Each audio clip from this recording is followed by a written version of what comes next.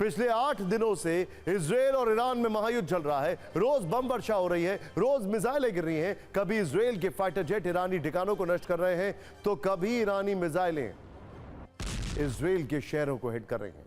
आपने दिन भर इजरायल और ईरान के बीच जारी जंग की बहुत सारी तस्वीरें देखी होंगी, लेकिन सत्ता में आज सबसे पहले अमेरिका के mister U turn president Donald Trump की बात करेंगे, जो एक बार फिर नए बहाने के साथ दुनिया के सामने आ गए हैं, जो एक बार फिर अपनी ही बात से पलट गए हैं। आपने कई बार बॉलीवुड की फिल्मों में कमिटमेंट वाले डायलॉग सुने होंगे।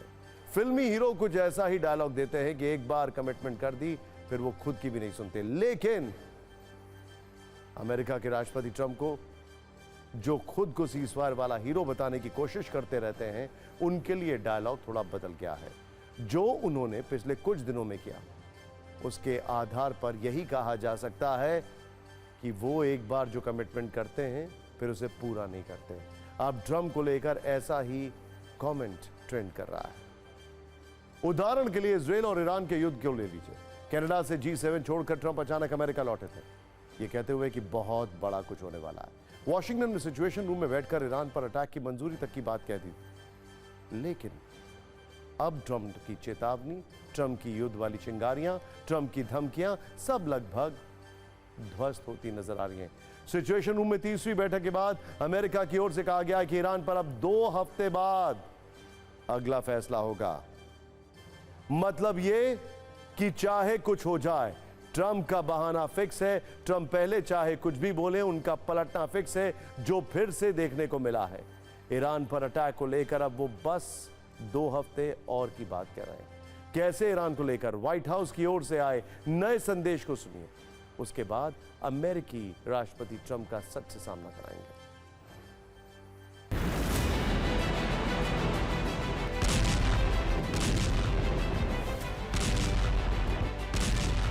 अगर आप पिछले कुछ दिनों से ट्रंप के बयानों को सुनेंगे, अमेरिका में ईरान को लेकर चल रही गतिविधियों पर गौर करेंगे, तो आप भी सोचने पर मजबूर हो जाएंगे कि आखिर ट्रंप के मन में क्या है। आप इसको ऐसे समझिए, 8 दिनों से युद्ध चल रहा है। पिछले 7 दिनों में ट्रंप ने कम से कम 10 बयान दिए हैं। अमेरिका में ईरान पर एक्शन को लेकर 3 बैठकें हो चुकी हैं। अमेरिका के टॉप कमांडर्स के साथ मंथन हो चुका है, लेकिन फैसले के नाम पर इस वक्त यही चल रहा है कि 2 हफ्ते और। हाँ, इजरायल को हथियार बहुत सारे पहुंचाए जा रहे हैं। मतलब यह कि अमेरिका की ओर से ईरान के खिलाफ एक्शन सिर्फ 0 है, लेकिन माहौल 100%, धमकी 100%, बड़ी बड़ी बातें 100%। जब से डोनाल्ड ट्रंप दूसरी बार अमेरिका के राष्ट्रपति बने हैं, वो अपने बयान से पलटते रहे हैं। चाहे दूसरे देशों पर टैरिफ लगाने की बात हो या फिर एक्शन की बात हो, मजबूरी जो भी रही हो, अमेरिका के राष्ट्रपति के पलटने की लगभग गारंटी है। ऐसे व्यंग ट्रंप को लेकर किए जा रहे हैं। अगर ईरान पर हमले के परिप्रेक्ष्य में ट्रंप के बयानों पर गौर करें तो 7 बयानों वाली जुबानी फायरिंग से समझिए।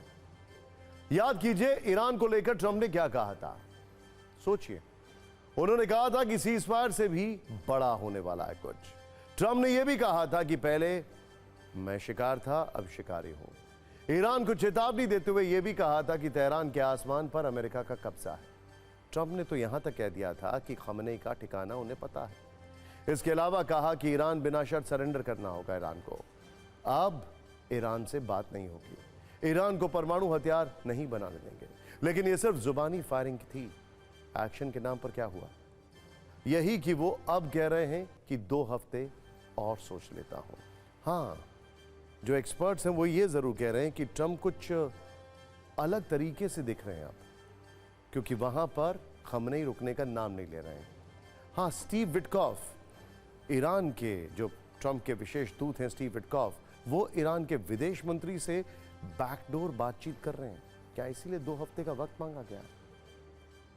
वैसे देखा जाए तो ट्रंप कई मुद्दों पर 2 हफ्ते वाली थ्योरी दे चुके हैं। रूस यूक्रेन युद्ध पर भी उन्होंने इसी तरह बयान दिया था। सत्ता के न्यूज मित्रों के लिए ट्रंप के पुराने बयानों वाली एक रील हमने तैयार की। आप सुनिए और समझिए अमेरिका जैसे देश के राष्ट्रपति कैसे हवाई बयानों से सिर्फ माहौल बनाते हैं। देखिए, सवाल तो यही है ना कि आखिर ट्रंप को ईरान पर फाइनल तैयारी के लिए 2 हफ्ते क्यों चाहिए? अमेरिका जैसा शक्तिशाली देश जो ईरान के परमाणु कार्यक्रम को लेकर कई बार चिंता जता चुका है, चेतावनी भी दे चुका है, फिर भी अटैक नहीं कर पा रहा है।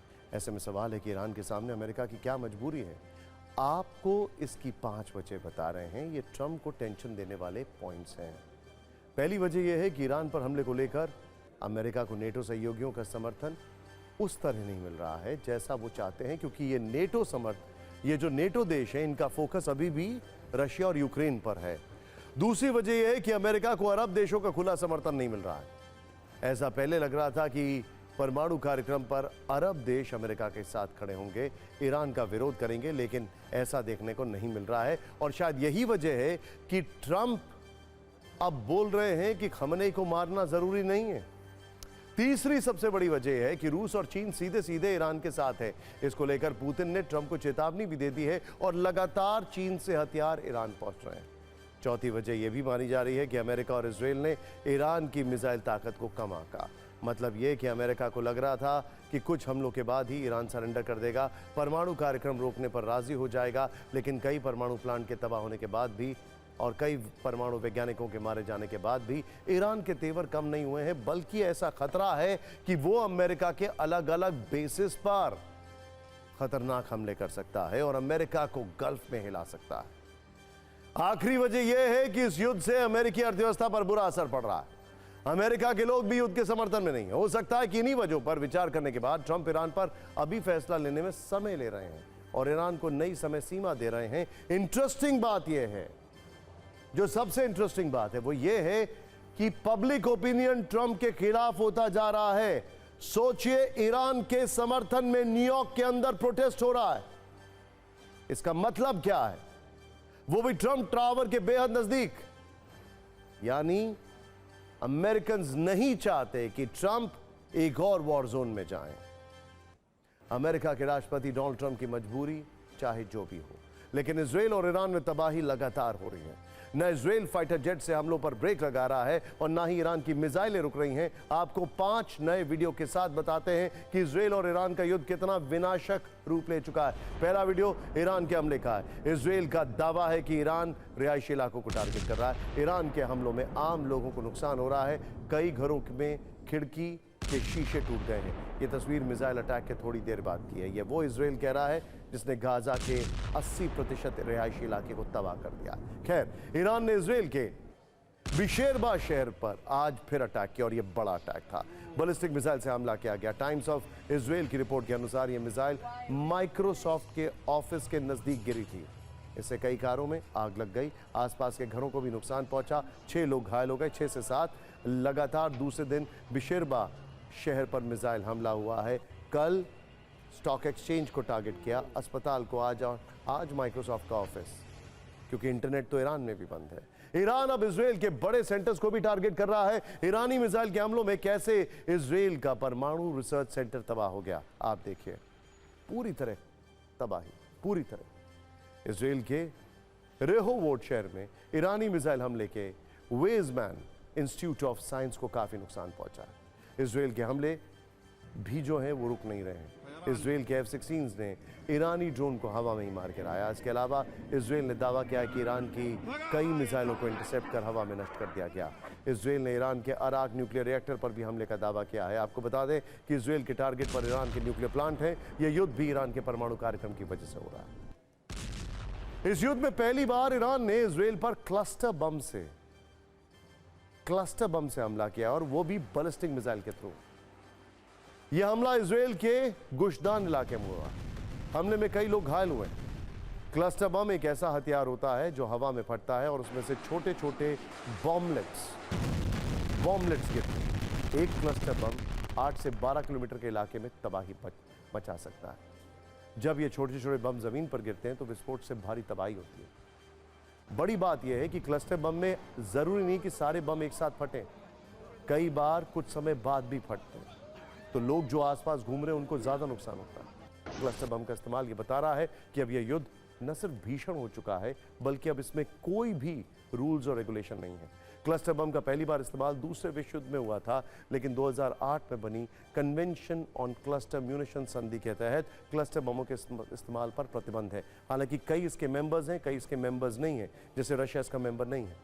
ईरान के इन खतरनाक हमलों से इजराइल में भारी तबाही हुई है। हमलों के इस खतरे के बीच TV9 की टीम इजराइल के वॉर जोन से लगातार रिपोर्टिंग कर रही है। मनीष झा, और कैमरामैन रोहित उस जगह पहुंचे जहां ईरान का मिसाइल अटैक हुआ। आप खुद देखें।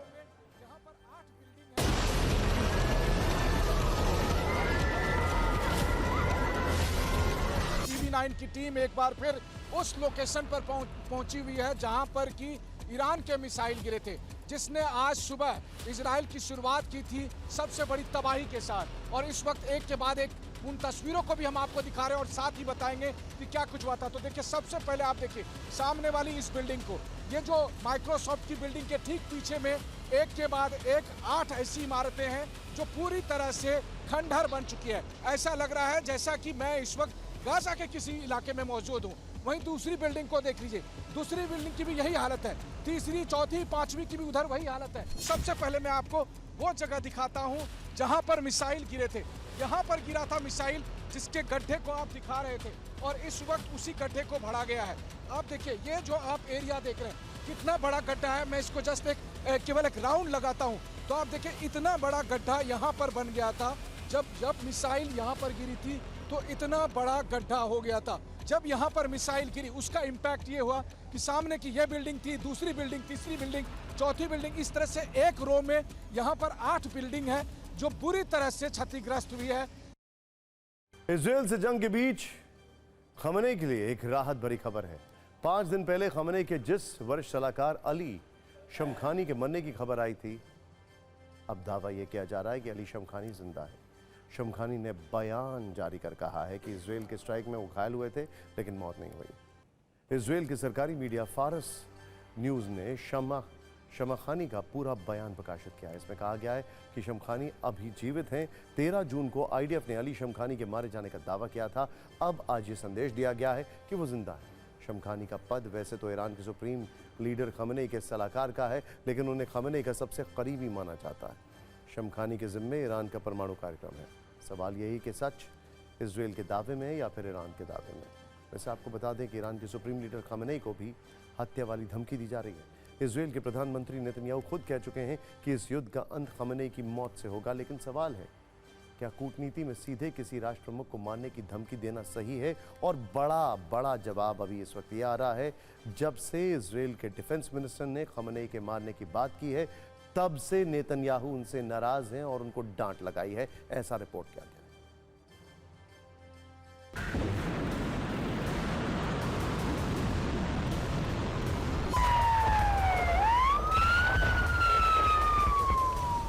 ईरान के लगातार मिसाइल हमलों के बीच इजराइल का एक ही टारगेट है, किसी भी तरह इजराइल के परमाणु ठिकानों को तबाह करना। इजराइल की तरफ से लगातार ईरान के न्यूक्लियर रिएक्टर पर एयर स्ट्राइक की जा रही है। अब इजराइल ने ईरान के खोंडा न्यूक्लियर साइट पर हमला किया है। इससे पहले इजराइल ने नतांज परमाणु प्लांट को निशाना बनाया था, जिसमें बाहरी इंफ्रास्ट्रक्चर को तो नुकसान हुआ था, लेकिन अंडरग्राउंड फैसिलिटी को खास नुकसान नहीं हुआ। 14 जून को इस्फहान परमाणु प्लांट पर एयर स्ट्राइक हुई, जिसमें प्लांट को मामूली नुकसान हुआ। 16 जून को फोर्डो परमाणु प्लांट पर हमले की कोशिश हुई, हालांकि इस हमले में प्लांट को कोई खास नुकसान नहीं हुआ। 19 जून को अराक परमाणु प्लांट पर हमला हुआ, जिसमें इस प्लांट को काफी नुकसान हुआ। आज इजराइल का निशाना बना खोंडब न्यूक्लियर रिएक्टर, जिसे हमले में काफी नुकसान हुआ। IRGC के टॉप कमांडर मोहसिन रेजा का दावा है कि जिन जिन परमाणु प्लांट पर इजरायली हमला हुआ है, उन्हें वो पहले ही खाली करा चुके हैं। लेकिन इजराइल के एक सूत्री कार्यक्रम जो है वो ये है कि किसी भी तरह ईरान के परमाणु कार्यक्रम को रोकना, उससे हमेशा के लिए पीछे धकेल देना। नेतन्याहू भी बार बार इसका जिक्र कर रहे हैं।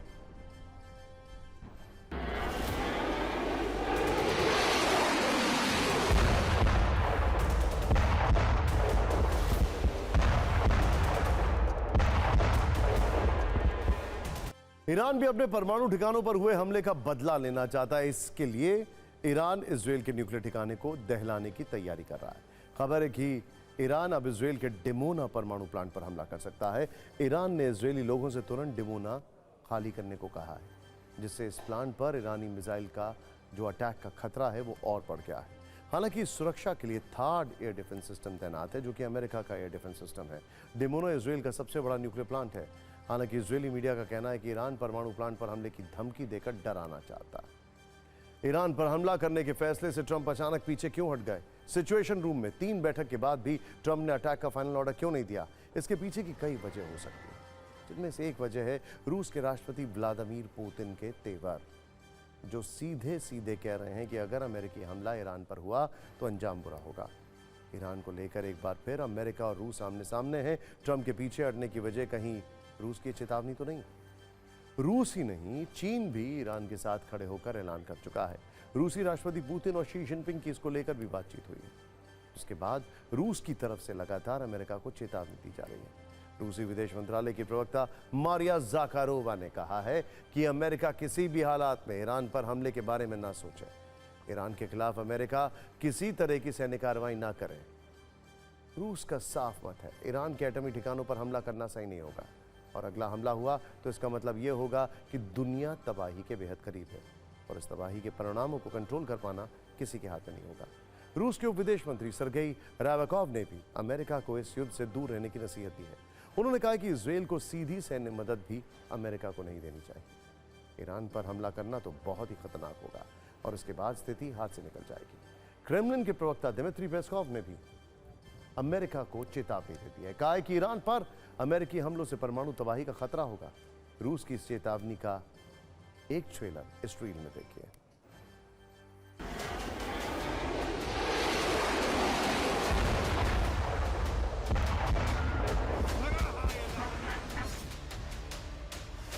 तो सवाल यह है कि क्या रूस की चेतावनी के बाद ट्रंप के तेवर थोड़े ढीले पड़ गए हैं? वैसे रूस के राष्ट्रपति पुतिन जो कहते हैं वो करते हैं। यूक्रेन इसका सबसे बड़ा उदाहरण है, लेकिन ट्रंप की एक खासियत है, जो कहते हैं वो बिल्कुल नहीं करते हैं। पिछले कई घटनाओं में इसका टेस्ट हो चुका है कि ट्रंप कहते कुछ और है, उसकी सच्चाई कुछ और होती है। इसे आप कुछ उदाहरणों से समझ सकते हैं। आपको याद होगा, ट्रंप ने भारत और पाकिस्तान के बीच सीज फायर का क्रेडिट लेने की तमाम कोशिशें की। उन्होंने कई बार कहा कि मैंने सीज फायर कराया, लेकिन भारत ने सीज फायर कर दिया। सीज फायर में ट्रंप का कोई रोल नहीं था। अब ईरान को लेकर भी ट्रंप का एक दावा फेल साबित हुआ है। ट्रंप ने कहा है कि ईरान बातचीत की कोशिश कर रहा है। ईरान ने कहा है हम कभी बातचीत के लिए अमेरिका के दरवाजे पर नहीं गए। रूस यूक्रेन सीज फायर को लेकर ट्रंप ने ऐसे ही दावे किए थे, जिसकी सच्चाई सामने आने में ज्यादा वक्त नहीं लगा। ट्रंप की कूटनीति का यही अंदाज है। वो कब क्या दावा करेंगे और वो कितना सही होगा, ये कह पाना मुश्किल है। फिलहाल ट्रंप को ईरानी विदेश मंत्री का यह बयान सुनना चाहिए, जिसमें वो साफ साफ कह रहे हैं कि अमेरिका से बातचीत का कोई सवाल ही खड़ा नहीं होता। इजरायल और ईरान युद्ध से निकलकर अब थोड़ा पाकिस्तान चलते हैं, जहां से देर से ही सही लेकिन सच सामने आने लगा है। ऑपरेशन सिंदूर के दौरान भारत से पिटने के बाद अब पाकिस्तान अपने पिटने और झुकने की पूरी टाइमलाइन बता रहा है। पाकिस्तान के डिप्टी पीएम इशाक डार ने पाकिस्तान के न्यूज चैनलों को एक इंटरव्यू दिया। इसमें वो सिलसिलेवार तरीके से बता रहे हैं कि पाकिस्तान को भारत ने कितना पीटा और पाकिस्तान कैसे झुका। हम आपको इशाक डार के उस झुकने वाले इंटरव्यू का कुछ हिस्सा दिखाएंगे, लेकिन पहले ग्राफिक्स के जरिए पूरा सीक्वेंस समझ लेते हैं। इशाक डार ने बड़ी हिम्मत करके जो सच बताया है, उसके मुताबिक ऑपरेशन सिंदूर के दौरान भारत के हमले के बाद पाकिस्तान भारत पर जवाबी हमला करने वाला था। तभी भारत ने पाकिस्तान के 2 और एयरबेस तबाह कर दिए। इन हमलों के ठीक 45 मिनट बाद सऊदी प्रिंस ने इशाक डार को फोन किया। कहा कि अगर पाकिस्तान कहे तो वो भारत से सीज फायर की बात कर सकते हैं। पाकिस्तान ने कहा हाँ, वो भारत पर हमला नहीं करेगा, आप बात कीजिए। इसके बाद सऊदी प्रिंस ने विदेश मंत्री एस जयशंकर से बात की और फिर दोनों देशों यानी भारत और पाकिस्तान में सीज फायर हुआ। पाकिस्तान के नेताओं और आर्मी जनरल्स की एक खासियत है कि वो अपनी जनता को धोखा देने के लिए तेजी से झूठ बोलते हैं। ऑपरेशन सिंदूर के बाद भी पाकिस्तान ने ऐसा ही किया। सीज फायर होने के बाद जश्न मनाया और दावा किया कि पाकिस्तान ने भारत के कई एयरबेस तबाह कर दिए। लेकिन समस्या यह है कि झूठ की एक उम्र होती है और इसे बोलने वाले जल्दी ये भूल जाते हैं कि उन्होंने पहले कौन सा झूठ बोला था। पाकिस्तान के साथ भी ऐसा ही हो रहा है। उसके झूठ का मौजूदा स्टॉक खत्म हो गया और अब अनजाने में वो सच बोल रहा है। कल पाकिस्तानी टीवी चैनल को दिए इंटरव्यू में इशाक डार ने यह भी माना कि भारत ने उसके 2 एयरबेस को तबाह कर दिया। इसके नाम भी उन्होंने बताए। बस उनसे गलती ये हुई कि वो तारीख भूल गए। जो हमला भारत ने 9 मई और 10 मई की रात को किया था, उसे 6 मई और 7 मई की रात को बता दिया, जबकि 6 मई की रात तो पाकिस्तान के आतंकियों पर हमला हुआ था। सच की खुलती परतों के बीच पाकिस्तान में एक आदमी बहुत मेहनत कर रहा है। इसका नाम है फील्ड मार्शल असीम मुनीर। ऑपरेशन सिंदूर में भारत से बुरी तरह पिटने के बाद प्रमोट हुए फील्ड मार्शल असीम मुनीर आतंकी ठिकानों की रिपेयरिंग के लिए ओवरटाइम कर रहे हैं। पाकिस्तान अपनी भूखी जनता के लिए जो कर्ज ले रहा है, उसे मुनीर आतंकी कैंपों पर खर्च कर रहे हैं। पाकिस्तान सरकार के असली बॉस जनरल नसीम मुनीर ने 40 करोड़ रुपए का फंड जारी किया है। इन पैसों से ऑपरेशन सिंदूर के दौरान तबाह हुए आतंकी कैंप को फिर से बनाया जाएगा। हमारे पास मौजूद जानकारी के मुताबिक जैश-ए-मोहम्मद के मरकज के पुनर्निर्माण के लिए 14 करोड़ रुपए दिए गए। लश्कर तैयबा के गढ़ मुरीद के आतंकी कैंप को ठीक ठाक करने के लिए 15 करोड़, मुजफ्फराबाद के ट्रेनिंग कैंप बिलाल मस्जिद के पुनर्निर्माण के लिए 11 करोड़। कुल मिलाकर पाकिस्तान बैक टू बिजनेस हो चुका है।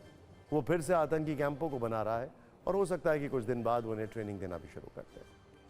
सत्ता में अब उस चिंता की बात करते हैं जो एयर इंडिया की फ्लाइट्स को लेकर इस वक्त करोड़ों न्यूज मित्रों के अंदर है। सवाल, बड़ा सवाल, आखिर इंडिया के विमानों के साथ ये हो क्या रहा है?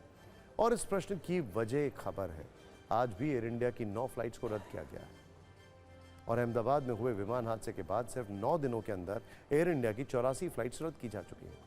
विमानों को कैंसिल किए जाने के पीछे एयर इंडिया की ओर से मेंटेनेंस और ऑपरेशनल रीजन की दलीलें दी जा रही हैं, लेकिन लोगों के मन में डर है। क्या इन टेक्निकल शब्दों के जरिए गोल गोल घुमाने की कोशिश की जा रही है या असल में वजह कुछ और है? वैसे एयर इंडिया की ओर से पिछले 2 दिनों में जो 2 बयान आए हैं, पहले बयान में यह कहा गया कि एयर इंडिया की उड़ानों में 15% तक कटौती की जाएगी। इसके बाद कल यह कहा गया कि ये कटौती 21 जून से शुरू होकर कम से कम 15 जुलाई तक जारी रहेगी। और आज ये खबर आई है कि अलग अलग रूट्स पर एयर इंडिया की 9 फ्लाइट्स को कैंसिल किया गया। जो उड़ानें आज रद्द की गई हैं उन्हें 4 इंटरनेशनल और 4 डोमेस्टिक हैं। घरेलू उड़ानों में पुणे से दिल्ली, अहमदाबाद से दिल्ली, हैदराबाद से मुंबई, चेन्नई से मुंबई और चेन्नई से मुंबई जाने वाली फ्लाइट को कैंसिल किया गया है। इसके अलावा इंटरनेशनल में दुबई से चेन्नई, दिल्ली से मेलबर्न, मेलबर्न से दिल्ली और दुबई से हैदराबाद की फ्लाइट पर ब्रेक लगा दिया गया, जबकि दिल्ली से पुणे जा रही एक फ्लाइट से पक्षी टकरा गया, जिसके चलते विमान की रिटर्न जर्नी कैंसिल करनी पड़ी। अब एयर इंडिया की फ्लाइट्स भले ही उड़ान न भर पा रही हों, लेकिन इस वक्त न्यूज़ मित्रों के मन में एयर इंडिया को लेकर बहुत सारे सवाल हैं और उनके बारे में आपको जानना चाहिए। देखिए, पहला सवाल तो यह है कि अचानक से एयर इंडिया की इतनी फ्लाइट्स रद्द की जाने की असली वजह क्या है? सोचिए भाई, इस एक्सीडेंट के बाद उड़ानें रद्द हो रही हैं, यानी कुछ तो गड़बड़ है। क्या मेंटेनेंस और ऑपरेशनल रीजंस के नाम पर यात्रियों से कुछ छिपाया जा रहा है? Engineering department, thorn in the flash, आखिर एयर इंडिया के विमानों में अचानक से इतने बड़े स्तर पर मेंटेनेंस का काम कैसे शुरू हो गया और पहले क्यों नहीं हो रहा था? और लोग पूछ रहे हैं कि अगर ऐसा है भी तो क्या अहमदाबाद प्लेन क्रैश के बाद याद आई कि प्लेन में मेंटेनेंस भी कोई चीज होती है, या फिर हादसे के बाद एयर इंडिया विमान की उड़ानों को लेकर अतिरिक्त सतर्क हो गया है? ओहो, सुना आपने? ये एयर इंडिया के लिए सायरन नहीं था, हमें शो खत्म करने के लिए सायरन था। आज फिक्र की शुरुआत यू टर्न प्रेसिडेंट से करते हैं। जानते हैं आप सब लोग कौन है ये? सुपर पावर देश अमेरिका के राष्ट्रपति डोनाल्ड ट्रंप, जो हर बड़े वादे, हर बड़े मुद्दे पर मुकर जाते हैं और फिर अपने ही वादे पर बिना देरी किए पलट जाते हैं, या कहें कि 2 हफ्ते का समय मांगकर दोस्तों और दुश्मनों दोनों को गफलत में छोड़ देते हैं और खुद भी भारी कंफ्यूजन में नजर आते हैं। इस बार ट्रंप का नया पलट जाना इजराइल ईरान युद्ध में साफ दिखाई दे रहा है। ट्रंप के तेवरों से कल तक यही लग रहा था कि अमेरिका इस जंग में कभी भी शामिल हो सकता है। 48 घंटे, 72 घंटे का अल्टीमेटम दिया जा रहा था। नेतन्याहू अमेरिका से मदद की आस लगाए बैठे थे। ट्रंप ने 3 दिन से सिचुएशन रूम में हाई लेवल बैठकें की। इजराइल की उम्मीदें और जाग गई, लेकिन अब ट्रंप बैकफुट पर है, क्योंकि उन्होंने नेतन्याहू की उम्मीदों पर पानी फेरते हुए कह दिया है, रुको जरा 2 हफ्ते का सब्र करो। सुनिए ईरान के विरुद्ध अमेरिका के युद्ध लड़ने के सवाल पर व्हाइट हाउस ने क्या कहा, ट्रंप ने कैसे खुद से 2 हफ्ते का समय मांग लिया और किस तरह अमेरिका ने इजराइल को दोस्ती वाला करंट लगा दिया। सुना आपने व्हाइट हाउस का बयान? नेतन्याहू शायद भूल गए थे कि ट्रंप किसी बॉलीवुड फिल्म के उस हीरो के जैसे नहीं है जो एक बार कोई कमिटमेंट कर दे तो वो खुद की भी नहीं सुनता। जबकि ट्रंप के बारे में अब जो कमेंट ट्रेंड कर रहे हैं वो बताते हैं कि ट्रंप एक बार जो कमिटमेंट करते हैं फिर वो उसे कभी पूरा नहीं करते हैं। यानी ट्रंप की चेतावनी, ट्रंप की युद्ध वाली चिंगारियां, ट्रंप की धमकियां सब लगभग ध्वस्त होती नजर आ रही हैं। सिचुएशन रूम में तीसरी बैठक के बाद अमेरिका की ओर से कहा गया है कि ईरान पर कोई भी फैसला अब 2 हफ्ते बाद लिया जाएगा। मतलब यह कि अब तक इजराइल ईरान से अकेले युद्ध लड़ेगा और 14 दिनों तक भारी संकट में रहेगा। और इसकी वजह है ट्रंप, जो पहले चाहे कुछ भी बोलें, लेकिन यहां भी उनका पलटना फिक्स है। और हम ऐसा क्यों कह रहे हैं तो इसकी ठोस वजह भी है। देखिए, 8 दिनों से युद्ध चल रहा है। पिछले 7 दिनों में ट्रंप ने कम से कम 10 बयान दिए हैं। अमेरिका में ईरान पर एक्शन को लेकर 3 बैठकें हो चुकी है। अमेरिका के टॉप कमांडर्स के साथ मंथन हो चुका है, लेकिन फैसले के नाम पर इस वक्त यही चल रहा है कि बस 2 हफ्ते और। मतलब यह कि अमेरिका की ओर से ईरान के खिलाफ एक्शन सिर्फ 0%, लेकिन माहौल 100%, धमकी 100% और बड़ी बातें 100%। याद कीजिए, ईरान को लेकर ट्रंप ने पहली बार क्या कहा था। उन्होंने कहा था कि सीज फायर से भी बड़ा कुछ होने वाला है। पहले मैं शिकार था, अब शिकारी हूं। तेहरान के आसमान पर अमेरिका का कब्जा है। खमनेई का ठिकाना भी हमें मालूम है। इसके अलावा कहा था कि ईरान को बिना शर्त समर्पण करना होगा। अब ईरान से बात नहीं होगी, ईरान को परमाणु हथियार नहीं बनाने देंगे। लेकिन यह सिर्फ ट्रंप की जुबानी फायरिंग थी। एक्शन के नाम पर अब क्या हो रहा है, यही कि वो अब कह रहे हैं कि 2 हफ्ते और सोच लेता हूं। वैसे देखा जाए तो ट्रंप कई मुद्दों पर 2 हफ्ते वाली थ्योरी दे चुके हैं। इसीलिए आपको इसी 2 हफ्ते पर आधारित उनके कुछ पुराने बयान भी सुनने चाहिए। आपके मन में सवाल हो सकता है कि ट्रंप ने ईरान के विरुद्ध किसी बड़े फैसले पर आने के लिए 2 हफ्ते का समय क्यों लिया है। क्या वो ईरान के खिलाफ कोई बड़ी सैन्य योजना पर काम कर रहे हैं जिसमें 14 दिन का समय लग सकता है। क्या ट्रंप बैकडोर से कुछ ऐसा कूटनीतिक दबाव बना रहे हैं कि 2 हफ्ते बाद खमनेई खुद ही घुटनों पर आ जाएंगे और परमाणु कार्यक्रमों को बंद कर देंगे। या फिर ईरान के मिसाइल तेवरों को देखते हुए ट्रंप को लगने लगा है कि अमेरिका इजराइल के चक्कर में अपना नुकसान क्यों झेले, और इसीलिए वो किसी तरह से बस पीछा छुड़ा लेना चाहते हैं। तो इन सवालों के जवाब भी हाल फिलहाल की परिस्थितियों को देखते हुए मिल सकते हैं। देखिए, पहली वजह यह है कि ईरान पर हमले को लेकर अमेरिका को नेटो सहयोगियों का समर्थन नहीं मिल रहा है, क्योंकि उनका पूरा फोकस इस वक्त रशिया और यूक्रेन पर है। G7 बैठक में यही देखने को मिला। इनफैक्ट G7 बैठक से जब ट्रंप वापस आ गए तो जितने भी G6 के बाकी देश बचे, मतलब G7 के G6 जो बचे, उनको लगा कि ट्रंप के ऊपर अभी ट्रस्ट नहीं कर सकते हैं। दूसरी वजह यह है कि अमेरिका को अरब देशों का खुला समर्थन भी नहीं है। पहले यह लग रहा था कि परमाणु कार्यक्रम पर अरब देश अमेरिका के साथ खड़े होंगे, ईरान का विरोध करेंगे, लेकिन इस समय कोई भी अरब देश खुलकर ईरान का विरोधी नहीं है। खासकर तब जब खमनेई को मारने की बात हुई तो अरब देश भड़क गए। तीसरी और सबसे बड़ी वजह यह है कि रूस और चीन अब प्रत्यक्ष रूप से ईरान के साथ है। इसको लेकर पुतिन ने ट्रंप को चेतावनी भी दी। चौथी वजह यह भी मानी जा रही है कि अमेरिका और इजराइल ने ईरान की मिसाइल ताकत को कम आंका। मतलब यह कि अमेरिका को लग रहा था कि कुछ दिन के हमलों से ईरान सरेंडर कर देगा, लेकिन कई परमाणु प्लांट के तबाह होने के बाद भी और कई परमाणु वैज्ञानिकों के मारे जाने के बाद भी ईरान के तेवर कम नहीं हुए हैं, बल्कि उसके अटैक इजराइल के एयर डिफेंस नहीं रोक पा रहे। आखिरी वजह यह है कि इस युद्ध से अमेरिकी अर्थव्यवस्था पर बुरा असर पड़ रहा है। अमेरिका के लोग भी युद्ध के समर्थन में नहीं है, और सबसे बड़ी वजह यह है कि ट्रंप के ऊपर डोमेस्टिक प्रेशर बहुत ज्यादा है। वहां पर जो एक्सपर्ट्स हैं, वहां पर जो सेनेटर्स हैं, वहां पर ट्रंप की पार्टी के जो रिपब्लिकन्स हैं, वो कह रहे हैं कि ट्रंप आए थे इस वादे के साथ वो युद्ध रुकवा देंगे, लेकिन अभी तक कुछ नहीं कर पाए हैं। और ऐसे में अगर युद्ध में उनकी एंट्री होती है तो ये सबसे बड़ा फेलियर होगा ट्रंप का। हो सकता है इन्हीं वजहों पर विचार करने के बाद ट्रंप ईरान पर अभी फैसला लेने में समय ले रहे हैं और ईरान के लिए नई समय सीमा दे रहे हैं। हमने अभी 14 दिनों के लिए ट्रंप के युद्ध से पीछे हटने की जो 5 वजह समझी हैं, उनमें एक ईरान के तेवर वाली बात भी बताई है। युद्ध के 8वें दिन ईरान इजराइल पर मिसाइलों की बारिश कर रहा है और वो अमेरिका को लगातार धमकी भी दे रहा है कि अगर अमेरिका ने उस पर हमला किया तो पश्चिमी एशिया में बने अमेरिकी सैन्य बेस उसका आसान टारगेट होंगे। ईरान की धमकी खोखली नहीं है, शायद ये बात अमेरिका भी समझता है। इसीलिए ध्यान दीजिएगा फैक्ट्स को। इसीलिए आज कतर से एक सैटेलाइट तस्वीर भी दुनिया के सामने आई, जिसमें साफ दिखा कि ईरान की धमकियों की वजह से ही अमेरिका ने यहां के अपने बेस से 40 फाइटर जेट हटा लिए हैं। उसको डर लग रहा है कहीं उसका वो हाल ना हो जो रशिया का हुआ था। और अल उदैद बेस पर अब सिर्फ 3 अमेरिकी एयरक्राफ्ट ही नजर आ रहे हैं। संभावना है कि इन अमेरिकी लड़ाकू विमानों को ईरानी हमलों से बचाने के लिए ही हटाया गया। जबकि दूसरी ओर ईरान जिस तरह से इजराइल को टारगेट कर रहा है, उससे भी शायद अमेरिका को यही लग रहा है कि वो 8 दिन के युद्ध में कहीं से भी कमजोर नहीं पड़ा, क्योंकि इस युद्ध में ईरान ने पहली बार इजराइल पर क्लस्टर बम से लैस बैलिस्टिक मिसाइल से अटैक किया। यह हमला इजराइल के गुश्तान इलाके में हुआ। हमले में कई लोग घायल हुए हैं। क्लस्टर बम एक ऐसा हथियार होता है जो हवा में फटता है और उसमें से कई छोटे छोटे बम या बॉम्बलेट्स एक बड़े इलाके में बिखर जाते हैं। ये एक बम 8 से 12 किलोमीटर के इलाके में तबाही मचा सकता है। जब ये छोटे छोटे बम जमीन पर गिरते हैं तो विस्फोट से भारी तबाही होती है। बल्कि बड़ी बात यह है कि कई बार ये कई दिनों तक फटते रहते हैं अगर इनमें गिरने के बाद एक्सप्लोजन नहीं होता। तो ऐसे में जो आसपास लोग रहते हैं उनके लिए और ज्यादा नुकसान।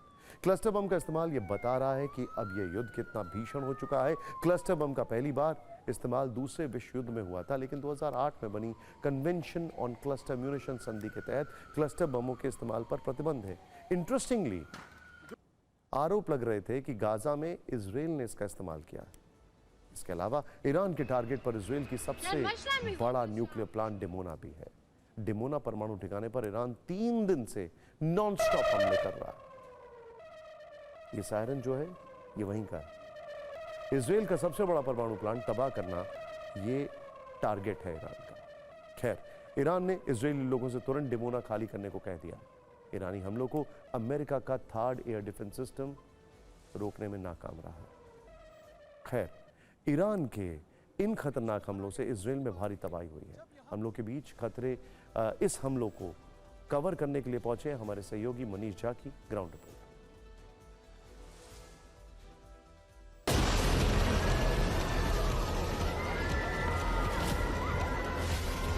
टीवी9 की टीम एक बार फिर उस लोकेशन पर पहुंची हुई है जहां पर कि ईरान के मिसाइल गिरे थे, जिसने आज सुबह इजराइल की शुरुआत की थी सबसे बड़ी तबाही के साथ। और इस वक्त एक के बाद एक उन तस्वीरों को भी हम आपको दिखा रहे हैं और साथ ही बताएंगे कि क्या कुछ हुआ था। तो देखिए, सबसे पहले आप देखिए सामने वाली इस बिल्डिंग को, ये जो माइक्रोसॉफ्ट की बिल्डिंग के ठीक पीछे में एक के बाद एक 8 ऐसी इमारतें हैं जो पूरी तरह से खंडहर बन चुकी है। ऐसा लग रहा है जैसा कि मैं इस वक्त गाजा के किसी इलाके में मौजूद हूँ। वहीं दूसरी बिल्डिंग को देख लीजिए, दूसरी बिल्डिंग की भी यही हालत है, तीसरी, चौथी, 5वीं की भी उधर वही हालत है। सबसे पहले मैं आपको वो जगह दिखाता हूँ जहाँ पर मिसाइल गिरे थे।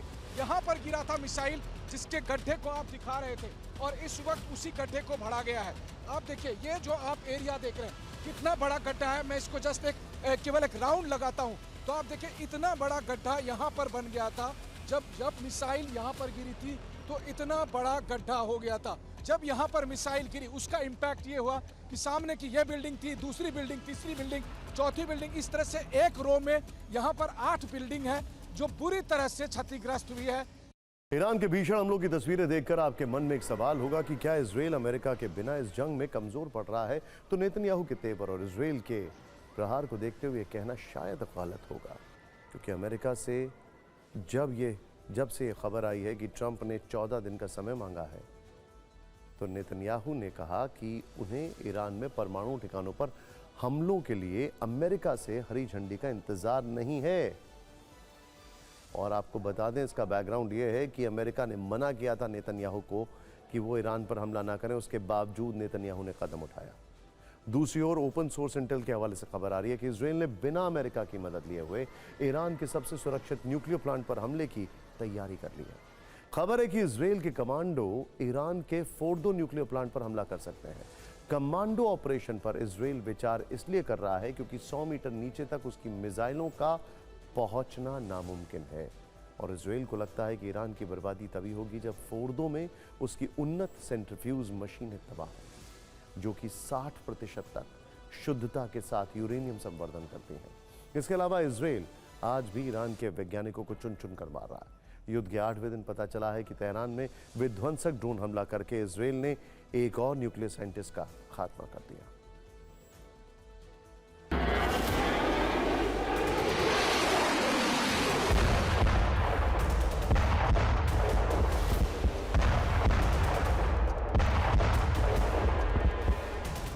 ट्रंप ने अगर 14 दिन का समय लिया है तो इसकी वजह ईरान के समर्थन में चीन और रूस के आक्रामक बयान और ईरान को मदद पहुंचाने वाली सैन्य कार्रवाई भी हो सकती है।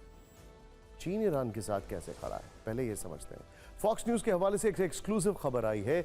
14 जून के बाद से कम 5 बोइंग 747 विमानों ने चीन से ईरान की तरफ उड़ान भरी। मध्य एशिया से गुजरने के बाद ईरानी सीमा के पास ये विमान रडार से अचानक गायब हो गए, यानी कि इसके ट्रांसपॉन्डर्स बंद कर दिए गए।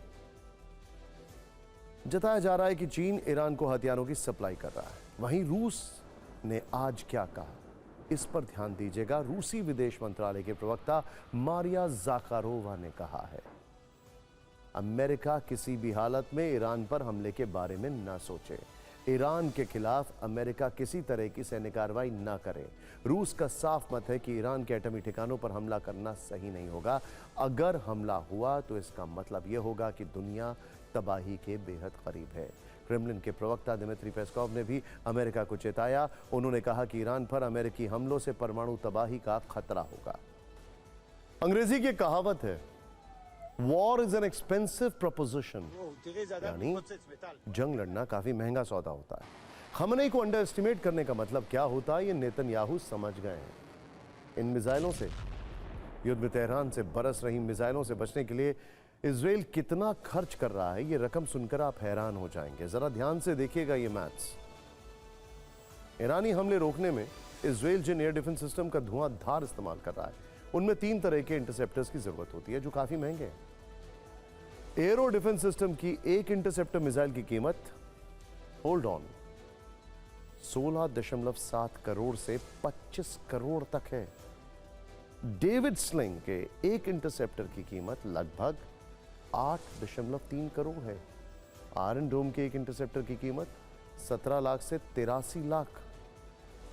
इंटरसेप्टर इजराइल के एयर डिफेंस सिस्टम का अहम हिस्सा है। ईरान के हर हमले के जवाब में इसकी खपत सबसे ज्यादा है। इन्हीं के जरिए वो अपने शहरों का बचाव करता है। लड़ाई में कई मोर्चों पर खर्च बढ़ जाते हैं। जो रिपोर्ट आई है उसके मुताबिक युद्ध में हर रोज इजराइल 6,000 करोड़ रुपए खर्च कर रहा है। सिर्फ फ्यूल और हथियारों पर 2,500 करोड़ रुपए फूके जा रहे हैं। सैनिकों के वेतन पर 270 करोड़ रुपए का खर्च आता है और इसमें डिस्ट्रक्शन कॉस्ट नहीं है। जो डिस्ट्रक्शन हुआ उसको बनाने में कितना खर्चा लगेगा, लाइक तेल अवीव में स्टॉक एक्सचेंज बिल्डिंग पूरी खत्म हो चुकी है, उसको बनाने में कितना खर्चा लगेगा वो तो कॉस्ट ही नहीं है यहाँ पर। इनके अलावा गोला बारूद, लड़ाकू विमान, लॉजिस्टिकल सपोर्ट सिस्टम पर भी खर्च करना पड़ता है। ईरान के हमलों में जिस तरह से इमारतें तबाह हुई हैं, उनकी मरम्मत और पुनर्निर्माण में कम से कम $400 मिलियन का खर्च आ सकता है। बल्कि एस्टिमेट बहुत बेसिक है, क्योंकि इजराइल में इमारतें बड़ी वर्ल्ड क्लास हैं। अमेरिकी मीडिया में खबरें हैं कि इजराइल के पास एरोस इंटरसेप्टर की कमी हो रही है। वॉल स्ट्रीट जर्नल और न्यूयॉर्क टाइम्स ने लिखा है, इजराइल की सुरक्षा के लिहाज से ये बहुत चिंताजनक है। ऐसे में अगर संघर्ष का हल जल्द नहीं निकला तो ईरान की बैलिस्टिक मिसाइलों का मुकाबला करना मुश्किल हो सकता है। इस युद्ध में हथियारों का शक्ति प्रदर्शन चल रहा है। एक तरफ इजराइल अपनी वायु शक्ति का एहसास करवा रहा है, तो दूसरी तरफ ईरान अपनी मिसाइल पावर दुनिया को दिखा रहा है। यह युद्ध कितने दिनों तक चल सकता है, ये 2 फैक्टर्स पर है। पहला, इजराइल के मिसाइल इंटरसेप्टर का भंडार, और दूसरा, ईरान के पास मौजूद लंबी दूरी की मिसाइलों का भंडार। सवाल यह है कि इजराइल इंटरसेप्टर जितनी तेजी से बना सकता है, उससे कहीं ज्यादा तेजी से दाग रहा है। तेहरान से आने वाली मिसाइलों से बचने के लिए वो इंटरसेप्टर मिसाइलें दाग रहा है। लेकिन अमेरिकी मीडिया की रिपोर्ट बताती है कि इजराइल के इंटरसेप्टर गोदाम खाली हो रहे हैं, जो चिंता की बात है। और ये तब है जब ईरान ने अभी तक अपने लॉन्ग रेंज ड्रोन्स का इस्तेमाल नहीं किया है। तो क्या वाकई इजराइल के पास हथियारों की कमी हो गई? वो कौन से हथियार हैं या मिसाइलें हैं जो वो खुद बनाता है? आखिर हथियारों की रेस में ईरान कहां खड़ा हुआ है? फिक्र के दर्शकों के लिए सरल शब्दों में हमने इन सवालों पर एक रिपोर्ट तैयार की है। टेक्नोलॉजी के मामले में इजराइल काफी आगे है। रक्षा जरूरतों को पूरा करने के लिए यहाँ की डिफेंस कंपनियां एडवांस हथियार और मिसाइल सिस्टम बनाती हैं। एयर डिफेंस सिस्टम की बात करें तो इजराइल का आयरन डोम न केवल किफायती है, 90% से ज्यादा स्ट्राइक रेट से काम करता है। ये छोटी दूरी के मिसाइलों और थोड़े हल्के रॉकेट को रोकने में सक्षम है। लेकिन ईरान हाइपरसोनिक और बैलिस्टिक मिसाइल लगा रहा है। एरो मिसाइल डिफेंस सिस्टम मध्यम और लंबी दूरी की बैलिस्टिक मिसाइलों को रोकने के लिए डिजाइन किया गया है, जो ईरान जैसे देशों की लंबी दूरी की मिसाइलों के खिलाफ अहम है, लेकिन हाइपरसोनिक नहीं रोक सकता। डेविड स्लिंग का इस्तेमाल मध्यम दूरी की मिसाइलों को और ड्रोन को नष्ट करने में किया जाता है। अगर मिसाइल की ताकत देखें तो जेरिको इजराइल की लंबी दूरी की बैलिस्टिक मिसाइल है जो परमाणु हथियार ले जाने में सक्षम है। लोरा यानी लॉन्ग रेंज आर्टिलरी, एक सटीक लंबी दूरी की मिसाइल है जो सैन्य ठिकानों को निशाना बनाने में उपयोगी है। लेकिन ये सब सीरिया, लेबनान, इजिप्ट, जॉर्डन वहां तक के लिए है। वो 2000 किलोमीटर दूर है ईरान, उसके लिए नहीं है ये। इजराइल ड्रोन निर्माण में भी आगे है। उसके पास हर्मीज और हैरॉप ड्रोन है जो निगरानी और हमले दोनों के लिए काम आते हैं। साइबर युद्ध में भी इजराइल काफी आगे बढ़ चुका है। इसका उपयोग दुश्मन की रक्षा प्रणालियों को कमजोर करने के लिए किया जाता है, जैसा कि वो ईरान में कर चुका है। इजराइल छोटे हथियार जैसे उजी और तवोर राइफल, मरकाबा टैंक और युद्धपोतों का भी निर्माण करता है। इजराइल की हथियार उत्पादन क्षमता के बारे में सभी आंकड़े सार्वजनिक रूप से उपलब्ध नहीं है। हालांकि अनुमान है कि इजराइल प्रतिदिन सीमित संख्या में मिसाइल इंटरसेप्टर का उत्पादन करता है। इस वक्त ईरान के खिलाफ सबसे ज्यादा इसी की जरूरत है जिसे इजराइल जूझ रहा है। इजराइल को अमेरिका से भारी सैन्य सहायता मिलती है, जिनमें मिसाइल इंटरसेप्टर और अन्य हथियार शामिल हैं, जैसे patriot missile system, third missile system. यह मदद कमी को कुछ हद तक कम कर सकते हैं, लेकिन अगर युद्ध लंबा खिंचता है तो दबाव बढ़ने का खतरा है। इंटरेस्टिंग बात यह है, अगर रशिया का दबाव है तो नेटो के ऊपर प्रेशर आ रहा है, उसके लिए भी अमेरिका की जरूरत है। अगर यहां से ईरान का दबाव है तो इजराइल पर प्रेशर आ रहा है, उसके लिए भी अमेरिका की जरूरत है। जहां तक ईरान के हथियार और मिसाइल उत्पादन की क्षमता की बात है तो उसकी सैन्य रणनीति इजराइल से बहुत अलग है। ईरान मुख्य रूप से बैलिस्टिक मिसाइल और ड्रोन पर निर्भर करता है। साथ ही वो हाइपरसोनिक मिसाइल फतेह का ट्रेलर इस युद्ध में दिखा चुका है। हथियार के अलावा हिजबुल्ला और हूती जैसे मोहरे भी उसके काम आते हैं। वैसे ईरान का दावा है कि उसके पास 20,000 मिसाइलें हैं और अगर 200 मिसाइलें रोज दागी गई 100 दिनों तक वो लगातार हमले कर सकता है। इस बीच हिजबुल्ला को वो एक्टिव कर रहा है, हूती को एक्टिव कर रहा है, जिससे कि अमेरिकन बेसिस के ऊपर खतरा और मंडराने लगे। ईरान इजराइल महायुद्ध से भारत के कारोबार पर संकट गहराता जा रहा है। अब ये देखिए आप इस पे मैथ्स। खबर है कि चावल का जो व्यापार है वो ठप पड़ने लगा है। एक्सपोर्ट प्रभावित हो रहा है, भुगतान का संकट खड़ा हो रहा है। दिल्ली से लेकर राजस्थान तक मंडियों में स्थिति गंभीर है। एक अनुमान के मुताबिक जंग की वजह से भारतीय कारोबारियों के 14,000 टन चावल रास्ते में फंस चुके हैं। चावल लेकर जहाज बीच समुद्र में खड़े हैं। युद्ध के कारण जहाजों को इंश्योरेंस देने वाली कंपनियां भी पीछे हट गई हैं। चावल सिर्फ रास्ते में ही नहीं फंसा है, बल्कि गुजरात के बंदरगाहों पर भी अटका हुआ है। मुंद्रा और कांडला जैसे पोर्ट पर मध्य प्रदेश से भेजा गया चावल ट्रकों और कंटेनरों में लोड होकर खड़ा है, लेकिन आगे नहीं बढ़ पा रहा है। अभी ज्यादातर मालवाहक जहाज ईरान और इजराइल के समुद्री क्षेत्र से दूरी बनाकर चल रहे हैं।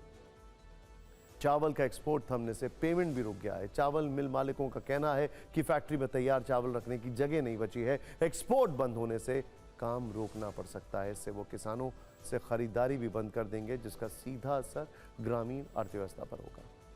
इसे आप ऐसे समझिए कि राजस्थान और मध्य प्रदेश की मंडियों में धान इतना ज़्यादा पहुंच गया है कि कीमत 3900 रुपये प्रति क्विंटल से घटकर 3200 रुपये प्रति क्विंटल तक आ गई है। यानी किसानों को नुकसान उठाना पड़ रहा है। केंद्र सरकार के आंकड़े बताते हैं कि वैश्विक चावल व्यापार में भारत की हिस्सेदारी करीब 40% है। इसमें अकेले 60% चावल खाड़ी देशों में जाता है। 2024 में भारत ने करीब 52 लाख टन बासमती चावल ईरान को भेजा, जिसकी वैल्यू लगभग 6,374 करोड़ रुपए थी। जाहिर है अगर युद्ध लंबा चला तो इसका असर भारत के कृषि व्यापार पर पड़ेगा। एक और बात मैं आपको बताना चाहूंगा, एयरलाइंस को बहुत नुकसान हो रहा है। उनको डिटोर करना पड़ रहा है, अपने रूट्स चेंज करने पड़ रहे हैं। उससे एयरलाइंस का ज्यादा नुकसान पहुंच रहा है। यह भी एक फैक्टर है इस पूरी इकोनॉमिक्स में। आपने इजराइल ईरान में चल रहे युद्ध में एक बात पर गौर किया होगा, वो है कि बयान जिस तरीके से दिए जा रहे हैं ना, वो बड़े फिल्मी हैं। धमकी देने का अंदाज। पिछले कुछ दिनों से इस युद्ध में धमकी की जो भाषा सुनने को मिल रही है वो अभूतपूर्व है। इजराइल के प्रधानमंत्री बेंजामिन नेतन्याहू ने ईरान के सुप्रीम कमांडर अयतुल्लाह खमेनी को धमकी देते हुए कहा, खमेनी को घर में ही मारेंगे। इसके बाद नेतन्याहू ने फिर धमकी दी, जब तक खमेनी मारे नहीं जाएंगे तब तक जंग खत्म नहीं होगी। नेतन्याहू की धमकियां सामान्य कूटनीतिक शिष्टाचार से हटकर हैं और पश्चिमी एशिया में तनाव को बढ़ाने वाली मानी गई हैं। इसके बाद नंबर आता है इजराइल के रक्षा मंत्री इजराइल कैटिज का। इजराइल कैटिज ने खमेनी की तुलना इराक के तानाशाह सद्दाम हुसैन से कर डाली। कैटिज ने कहा कि खमेनी का सद्दाम जैसा हश्र करेंगे। यानी इजराइल कैटिज खमेनी को फांसी पर लटकाने की बात कर रहे थे। हालांकि खबर यह है कि नेतन्याहू उनके इस बयान से बहुत नाराज हैं और उनको डांट भी लगाई है। ऐसी इंफॉर्मेशन छपी है कई इजरायली अखबारों में। इस कड़ी में डोनाल्ड ट्रंप पीछे नहीं है, वो तो कभी भी पीछे नहीं थे। ट्रंप ने social media platform truth social पर लिखा, ट्रुथ सोशल, ऑक्सीमोरॉन। हम जानते हैं खमने कहां छिपे हैं, वो आसान टारगेट है, लेकिन अभी नहीं मानेंगे। वैसे ट्रंप पिछले कई दिनों से अपनी इसी तरह की भाषा और ग्लोबल संवाद से चर्चा में है।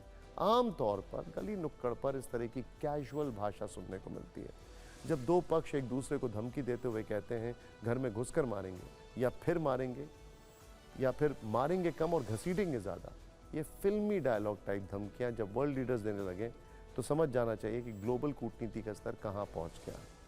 वैसे भी कहां पहुंचेगा, जब डोनाल्ड ट्रंप असीम मुनीर से मिल सकते हैं तो फिर कूटनीति तो भूल ही जाइए। वैसे तो युद्ध काल में वर्ल्ड लीडर्स की भाषा विमर्श का विषय है, लेकिन आपको यह भी समझना होगा कि क्या दुनिया वाकई शांति की ओर बढ़ रही है, क्योंकि इस वक्त ग्लोबल ऑर्डर काफी अशांत हो गया है। दुनिया के बड़े बड़े देश प्रत्यक्ष या परोक्ष रूप से युद्ध में उलझे हुए हैं। ग्लोबल पीस इंडेक्स की ताज़ा रिपोर्ट के अनुसार पिछले वर्ष की तुलना में दुनिया में युद्ध की संख्या 3 गुना बढ़ गई है। Institute for Economics and Peace की तरफ से जारी रिपोर्ट में बताया गया है कि 78 देशों में किसी न किसी तरह मारकाट मची है। जिस तरह से दुनिया के अलग अलग हिस्सों में युद्ध छिड़ा हुआ है, ग्लोबल एक्सपर्ट्स कह रहे हैं कि क्या वाकई दुनिया तीसरे विश्व युद्ध का इंतजार कर रही है। आप पिछले कई दिनों से ईरान इजराइल युद्ध, रूस यूक्रेन युद्ध की तस्वीरें देख रहे हैं, लेकिन इससे अलग दुनिया में कई वॉर फ्रंट खुले हुए हैं। इन 4 तस्वीरों में आपको वर्ल्ड वॉर का ट्रेलर देखने को मिल जाएगा। पहला ट्रेलर रूस यूक्रेन से आया। यूक्रेन से जंग के बीच पुतिन ने विश्व युद्ध की चेतावनी दे दी। पुतिन ने यूक्रेन को टॉरस मिसाइल देने के प्लान पर जर्मनी को धमकाया। पुतिन ने कहा कि जर्मनी का एक गलत कदम विश्व युद्ध की वजह बनेगा, क्योंकि अगर यूक्रेन को जर्मनी की टॉरस मिसाइल मिल गई तो यूक्रेन रूस में 450 किलोमीटर अंदर घुसकर हमला कर सकेगा। विश्व युद्ध का दूसरा ट्रेलर भी रूस से आया। इस बार रूस ने अमेरिका को वार्निंग दी। क्रेमलिन ने कहा कि ईरान पर अमेरिकी हमलों से परमाणु तबाही का खतरा है और टैक्टिकल न्यूक्लियर वेपन का इस्तेमाल विनाशकारी होगा। रूस को आशंका है कि अमेरिका फोर्डो न्यूक्लियर प्लांट पर अटैक कर सकता है। वर्ल्ड वॉर का एक और ट्रेलर नॉर्थ कोरिया से आया। साउथ कोरिया के साथ तनाव के बीच उत्तर कोरिया ने 1 या 2 नहीं बल्कि 10 मिसाइलें दाग दी। दक्षिण कोरिया की सेना ने इसकी पुष्टि की है। जबकि वर्ल्ड वॉर का चौथा ट्रेलर चीन ने दिखाया। चीन के 74 फाइटर जेट्स ने ताइवान के पास उड़ान भरी, जबकि 61 फाइटर जेट ने तो ताइवान के एयर स्पेस में घुसपैठ की। यानी चीन के फाइटर जेट ताइवान स्ट्रेट में केंद्रीय रेखा पार करते हुए ताइवान में घुस गए। ये उकसावे वाली कार्रवाई है, इससे बड़ा युद्ध छिड़ सकता है। और इस वक्त के बीच में हमने आपको अभी तक नहीं बताया कि अफ्रीकन देशों में क्या चल रहा है। वहां पर भी तनाव बहुत ज्यादा है। अब आपको जल्दी से बता देते हैं कि आखिर दुनिया में इस वक्त कितने वॉरफ्रंट खुले हैं। पहला है रूस यूक्रेन, 3 वर्षों से ज्यादा हो गए। इसमें अब तक लाखों सैनिक अपनी जान गंवा चुके हैं। कई शहर शमशान बन चुके हैं यूक्रेन के। करोड़ों डॉलर का नुकसान हो चुका है। इस युद्ध को खत्म करवाने के लिए कई बार पहल हो चुकी है, लेकिन नतीजा शून्य। दूसरा इजराइल और ईरान का युद्ध। वैसे तो दोनों देशों के बीच पिछले वर्ष भी एक दूसरे पर मिसाइलें दागी गई थी, लेकिन पिछले 1 हफ्ते से दोनों देशों में शुद्ध प्योर वॉर चल रहा है। एकदम जिस तरीके से हमले हो रहे हैं और हर रोज लाखों डॉलर्स की मिसाइलों से अटैक किया जा रहा है और आम लोगों की जान जा रही है। तीसरा है चीन versus Taiwan. China fence sitter है। वो देख रहा है कि अमेरिका जितना वीक होगा उतना वो ताइवान पर प्रेशर बनाएगा। ताइवान पर कब्जे का ये दावा करता है और बार बार उसके इलाके में फाइटर जेट और वॉरशिप भेजकर उसे उकसाता रहता है। ताइवान को अमेरिका का समर्थन है। ऐसे में अगर कुछ हुआ तो यहाँ भी बड़ा युद्ध से छिड़ सकता है। चौथा है नॉर्थ कोरिया और साउथ कोरिया। अभी कल ही साउथ कोरिया, जापान और अमेरिका की संयुक्त हवाई ड्रिल के बाद नॉर्थ कोरिया ने 10 मिसाइल दाग दी। दोनों देश एक दूसरे को उकसाते रहते हैं।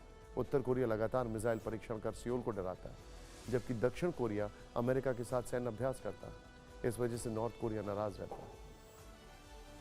सोचिए, इसके अलावा सीरिया, जहां पर हालात बड़े चिंताजनक हैं। इसके अलावा ग्रीस वर्सेस टर्की, जहां पर कभी भी कुछ भी हो जाता है। इसके अलावा चाइना वर्सेस फिलीपींस, बहुत बुरे हालात हैं। फिक्र में अब आपको ईरान और इजराइल से दूर पाकिस्तान लेकर चलते हैं। खबर भारत के ऑपरेशन सिंदूर से जुड़ी है, जिस पर पाकिस्तान का सबसे बड़ा कबूलनामा सामने आया। यह कबूलनामा पाकिस्तान के डिप्टी पीएम इशाक डार ने किया है। इशाक डार नहीं, इशाक डर है ये आज का। खैर, उन्होंने कहा कि जब भारत ने हमारे नूर खान एयरबेस और शोरकोट एयरबेस को तबाह किया तो उसके बाद पाकिस्तान आक्रमण नहीं बल्कि आत्मसमर्पण की मुद्रा में आ गया था। वो सरेंडर के लिए छटपटा रहा था, तभी सऊदी अरब से एक फोन आया और डूबते पाकिस्तान को तिनके का सहारा मिल गया। इशाक डार ने बताया कि वो कितने डरे हुए थे। खैर, पाकिस्तान भारत पर जवाबी हमला करने वाला था, तभी भारत ने पाकिस्तान का नूर खान एयरबेस और शोरकोट एयरबेस तबाह कर दिया। भारत के हमले के ठीक 45 मिनट बाद सऊदी प्रिंस ने इशाक डार को फ़ोन किया और कहा कि अगर पाकिस्तान तैयार है तो वो भारत से सीज़फायर की बात कर सकते हैं। इस पर इशाक डार ने तुरंत हामी भरी कि वो सीज़फायर के लिए तैयार है, लेकिन किसी भी तरह भारत को मना लीजिए। इसके बाद सऊदी प्रिंस ने विदेश मंत्री एस जयशंकर से बात की। इसके बाद भारत पाक में सीज़फायर हुआ। हालांकि इस कबूलनामे से पहले पाकिस्तान की सरकार और सेना वही स्क्रिप्ट पढ़ रही थी जो फील्ड मार्शल असीम मुनीर ने तैयार की थी। उसमें पाकिस्तान की पराजय वाले प्लॉट को डिलीट करके झूठी जीत का स्क्रीन पे जोड़ा गया था। लेकिन अब वहां की सरकार ने ही पूरी दुनिया को बता दिया है कि ऑपरेशन सिंदूर में पाकिस्तान के गिड़गड़ाने पर ही सीज़फायर हुआ था। क्या ट्रंप ये सुन रहे हैं? पाकिस्तान के केस में एक बात तो तय है, चाहे वो कितना भी दिखावा कर ले, लेकिन आतंकियों के भरण पोषण का काम वो पूरी शिद्दत से करता है। आतंकवाद से उसका अटूट संबंध है और अब इन संबंधों को प्रगाढ़ करने के लिए वहां के फील्ड मार्शल असीम मुनीर ने सरकारी खजाना खोल दिया है मरम्मत करने के लिए। दरअसल ऑपरेशन सिंदूर के दौरान भारत ने पाकिस्तान में जैश और लश्कर के तमाम आतंकी ठिकानों को मलबे में बदल दिया था। अब उसी मलबे के ढेर पर असीम मुनीर फिर से आतंक का ढांचा खड़ा कर रहे हैं। तबाह हो चुके आतंकी ठिकानों की मरम्मत के लिए असीम मुनीर ने 40 करोड़ रुपए का फंड जारी किया। इसमें से 14 करोड़ रुपए बहावलपुर में जैश ए मोहम्मद के मरकज की मरम्मत के लिए दिए गए। यही वो जगह है जहां ऑपरेशन सिंदूर में मसूद अजहर का पूरा खानदान मारा गया था। उधर 15 करोड़ की रकम मुरीदके में लश्कर तैयबा के हेडक्वार्टर को दुरुस्त करने के लिए दी गई है। इसके अलावा मुजफ्फराबाद के ट्रेनिंग कैंप बिलाल को फिर से बनाने के लिए 11 करोड़ रुपए खर्च किए जा रहे हैं। पाकिस्तान का ये सब वो ठिकाने हैं जहां समाज सेवा की आड़ में आतंक की ट्रेनिंग चलती थी। मदरसों और मस्जिदों की आड़ में नफरत का जहर बेचा जाता था। अब इन खंडरों को आतंकी पाठशाला में बदलने की तैयारी शुरू हो चुकी है। इस काम के लिए मुनीर ने एक खास टीम बनाई है जो कंस्ट्रक्शन पर बारीकी से नज़र रखेगी और खुद आर्मी चीफ भी पूरे काम को मॉनिटर करेंगे। मतलब साफ है, भारत ने पाकिस्तान में आतंक की जिस नर्सरी को तबाह किया था उसमें असीम मुनीर फिर से नफरत के बीज बो रहे हैं।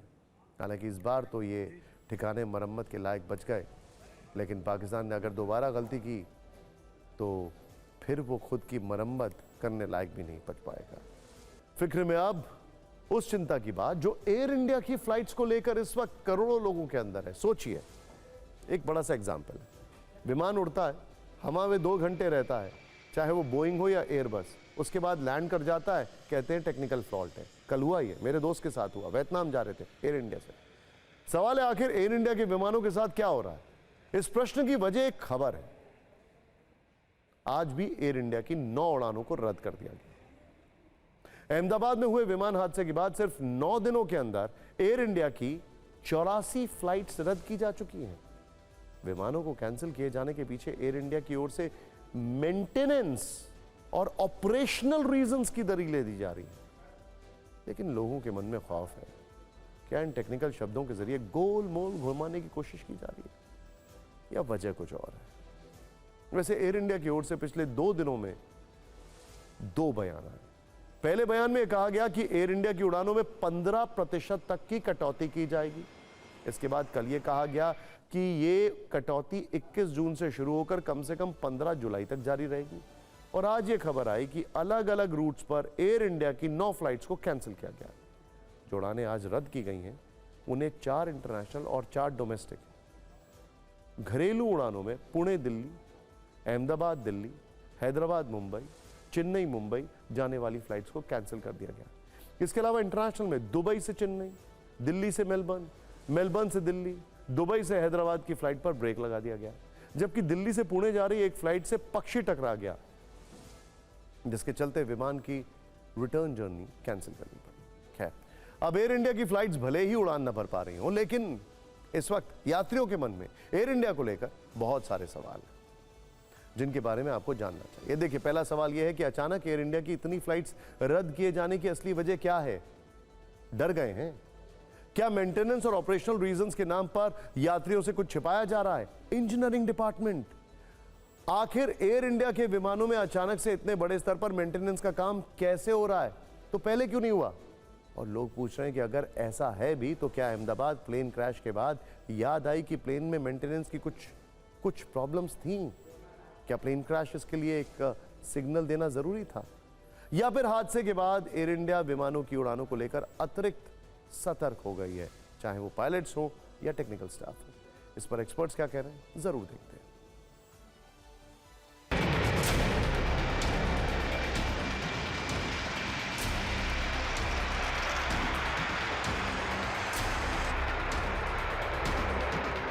उसके पास पैसेंजर की सेफ्टी, एयरक्राफ्ट की सेफ्टी का दायित्व होता है। तो एक तरह से आप कहिए ये जरूरी है, ये सर्किल है। रिपोर्ट अगर नहीं करेगा और कोशिश करेगा रिस्क लेने का तो वो मेजर एक्सीडेंट में बदल सकता है।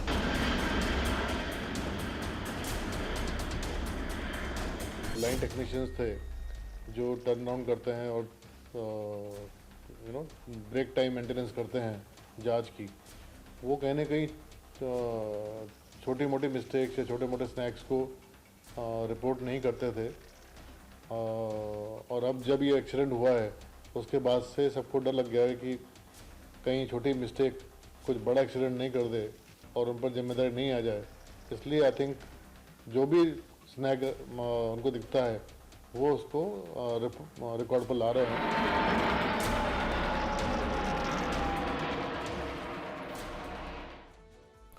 और अब आगे बढ़ते हैं और जिक्र करते हैं मुंबई लोकल से सफर करने वाले लाखों यात्रियों की। मुंबई की लोकल ट्रेनों से गिरकर मरने वाले यात्रियों पर बॉम्बे हाईकोर्ट ने चिंता जाहिर की। बॉम्बे हाईकोर्ट ने रेलवे को सुझाव दिया है कि मुंबई की लोकल ट्रेनों में ऑटोमेटिक बंद होने वाले दरवाजे लगाने पर विचार किया जाए।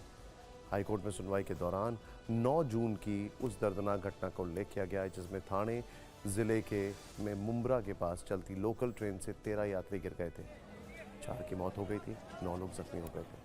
वैसे आपको बता दें कि मुंबई में 2 तरह की लोकल ट्रेन चलती है, एक एसी और दूसरी नॉन एसी। फिलहाल एसी ट्रेनों में ऑटोमेटिक दरवाजे लगाए गए हैं। इससे यात्रियों को कितनी सुविधा हो रही है, इसका रियलिटी चेक फिक्र की इस न्यूज़ रील में।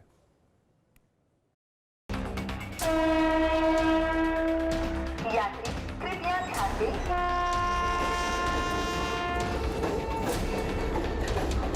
इस वक्त हम देखिए ट्रेन में चल रहे हैं और जो डोर है जिससे जो डेथ होती है जो नॉर्मल नॉन एसी लोकल में जो यहाँ पर लोग खड़े होकर ट्रैवल करते हैं, लेकिन ये एसी लोकल में पूरी तरीके से ये डोर क्लोज होता है ताकि कोई अपना जो फेस है वो बाहर न ले जा सके। और यहाँ पर अगर खड़ा भी होता है तो सेफ्टी के साथ खड़े रहे ताकि जो डेथ होती है उससे बचा जा सके।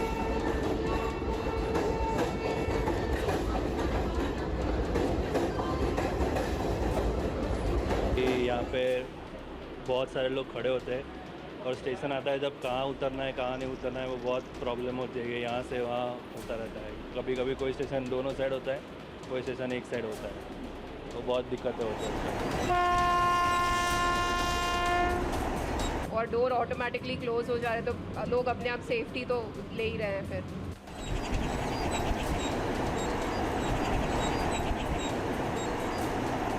एसी लोकल में एक तो जब हम लोग चढ़ते हैं तब लोग क्यू बना करके चढ़ते हैं, तो उससे जो लोग रनिंग में जो चढ़ने की दिक्कत होती है वो हट जाती है। ऊपर से गेट बंद होता है, कोई रनिंग में चढ़ता नहीं, ना रनिंग में कोई उतरता है। आराम से लोग चढ़ते हैं, आराम से उतरते हैं। अगर आप जल्दी कोई 2 व्हीलर खरीदने का प्लान बना रहे हैं तो आपके लिए एक बहुत अच्छी खबर है। केंद्र सरकार सभी 2 पहिया वाहनों को लेकर एक नया नियम लाने की तैयारी में है और ये नियम है ABS यानी एंटी लॉक ब्रेकिंग सिस्टम, जिसे आप सभी 2 व्हीलर्स में अनिवार्य किए जाने की तैयारी की जा रही है। ये कार्स में होते हैं यूजुअली। नए नियम के अनुसार वर्ष 2026 से देश में सभी 2 व्हीलर्स में ABS के साथ ही बनेंगे और सड़क परिवहन मंत्रालय इसे लेकर जल्द नोटिफिकेशन जारी कर सकता है। आपको बता दें कि अब तक एंटी लॉक ब्रेकिंग सिस्टम सिर्फ उन 2 व्हीलर्स में लगाया जाता है जिनके इंजन की कैपेसिटी 125 सीसी से ज़्यादा होती है, लेकिन 2026 से ये हर 2 व्हीलर्स में लगाया जाएगा। अब ये भी समझ लीजिए कि ABS होता क्या है। ABS का मतलब है एंटी लॉक ब्रेकिंग सिस्टम। ये एक ऐसा सेफ्टी फीचर है जो बाइक या किसी गाड़ी में ब्रेक लगाते समय टायर को फिसलने नहीं देता। ब्रेक लगाने पर यह सिस्टम बाइक का संतुलन बनाए रखता है और अगर टायर को लॉक होने से रोकता है। मतलब बाइक चलाते वक्त अगर सामने अचानक कोई रुकावट आ जाए और इमरजेंसी ब्रेक लगाना पड़े तो ऐसे में बाइक के फिसलने की संभावना बहुत ज़्यादा होती है। लेकिन एंटी लॉक ब्रेकिंग सिस्टम ऐसी परिस्थिति से बचाता है। एक स्टडी के अनुसार एबीएस की वजह से बाइक हादसों में जान जाने का खतरा 35 से 45% तक कम हो सकता है। अब आपको जल्दी से स्विस बैंकों में जमा भारतीयों के धन की पर फिक्र का एक डेटा कैप्सूल दिखाते हैं। स्विस नेशनल बैंक के लेटेस्ट आंकड़ों के हिसाब से स्विस बैंक में भारतीयों का जमा पैसा 2023 के मुकाबले 2024 में 3 गुना बढ़ गया है और अब ये 3.5 अरब स्विस फ्रैंक हो गया है भारतीय रुपए में। इसे देखें तो ये रकम करीब 37,600 करोड़ रुपए है। 2023 में ये जमा रकम 1 अरब स्विस फ्रैंक थी, यानी कि करीब 11,000 करोड़ रुपए। एसएनबी ने ये आंकड़े कल यानी 19 जून को जारी किए हैं। एसएनबी के अनुसार ये जमा धन भारत के अमीर लोगों और कंपनियों का है, लेकिन इसमें अधिकतर वृद्धि बैंकों और वित्तीय संस्थानों के जरिए आए हुए फंड्स के कारण हुई है। व्यक्तिगत खातों में जमा राशि सिर्फ 11% बढ़ी है, जो करीब 3,675 करोड़ रुपए है, जबकि 33,925 करोड़ रुपए बैंक, वित्तीय संस्थान, बॉन्ड्स और सिक्योरिटीज के जरिए आए। अब आपके मन में सवाल हो सकता है कि क्या भारतीयों का ये सारा पैसा काला धन है? क्योंकि जब भी स्विस बैंक का जिक्र होता है तो ये एक आम सी धारणा है कि वहाँ जमा भारतीयों का पैसा काला धन ही होता है, जबकि ऐसा है नहीं। स्विस अधिकारियों और भारत सरकार ने साफ किया है कि स्विस बैंकों में जमा सारा धन काला धन नहीं माना जाता है और ये नए आंकड़े स्विस नेशनल बैंक के आधिकारिक रिकॉर्ड्स में दर्ज हैं, जो बैंकों की देनदारियों को दर्शाते हैं।